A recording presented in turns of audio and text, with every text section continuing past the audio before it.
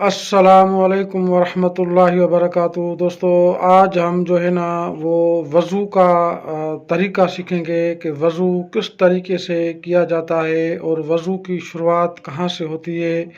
کیونکہ اگر نبی کریم صلی اللہ علیہ وسلم کا فرمان ہے جس کا مفہوم ہے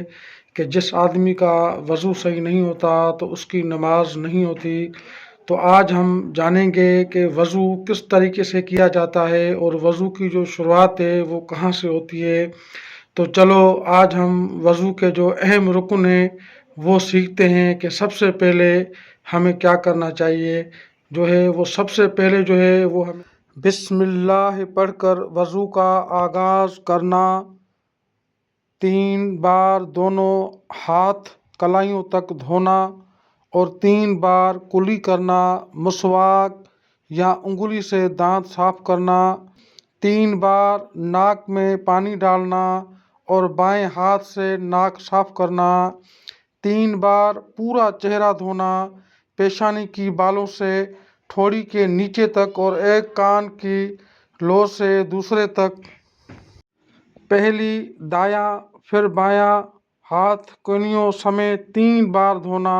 پہلے دایاں پھر بایاں ہاتھ کہنیوں سمیت 3 بار دھونا، پورے سر کا ایک بار مسح کرنا اور کانوں کے اندر اور پیچھے انگلی پھیرنا، پہلے دایاں پھر بایاں پاؤں ٹخنوں سمیت 3 بار دھونا، انگلیوں کا خلا کرنا، وضو کے بعد کی دعا پڑھنا، اشہد ان لا الہ الا اللہ وحدہ لا شریک لہ واشہد ان محمدً عبدہ ورسولہ۔ تو یہ وضو کا طریقہ کار تھا میرے بھائیوں۔ اگر ویڈیو اچھی لگی ہو اور آپ کو پسند آئی ہو تو ویڈیو کو شیئر اور سبسکرائب اور لائک ضرور کرنا۔ جزاک اللہ خیراً، جزاک